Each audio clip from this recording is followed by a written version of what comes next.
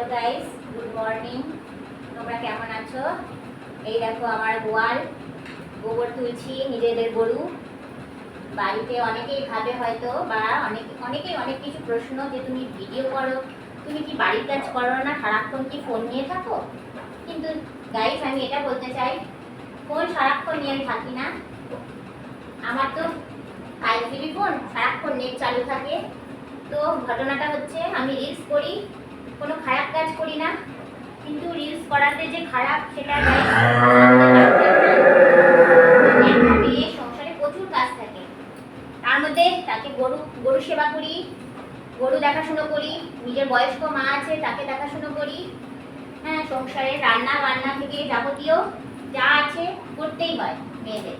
কিন্তু অবসর সময় ভিডিও করি, সেই ভিডিওগুলো তোলা থাকে, একটা একটা করে ছাড়ি। তবে আমার একটু বেশি ভিডিও করা হয়ে গেছে। কিন্তু গাইস, তোমরাই বলো, ভিডিও করা কি খারাপ? যদি তোমরা কমেন্টে বলো হ্যাঁ ভিডিও করা খারাপ, আমি ভিডিও করব না, ছেড়ে দেবো ভিডিও করা।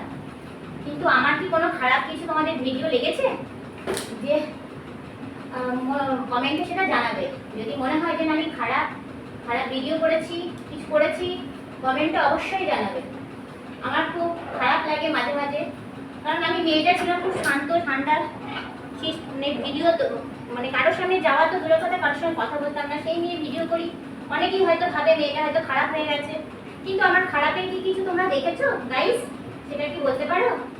সেটা আমাকে জানিও কমেন্টে, যে না আমি কোনো খারাপ মেয়ে বা কিছু। কিন্তু আমার মনে অনেক জ্বালা থেকে আমি ভিডিও করি। মানুষের সংসারে থাকতে গেলে নানান চিন্তা তাকে ঘিরে পায়, সেই চিন্তাটা দূর করার জন্য আমাকে ভিডিও করে মনটাকে শান্ত করি। মায়ের শরীর ভালো না, কখন কি হয়ে যায় দুর্ঘটনা, তাই বড়ি বলেছে যে তুমি ভিডিও করো, তাতে যদি তোমার মনটা ভালো লাগে তাহলে তুমি করতে পারো। গাইস, এটুকুই বলার ছিল, আর আমার কিছু বলার নেই।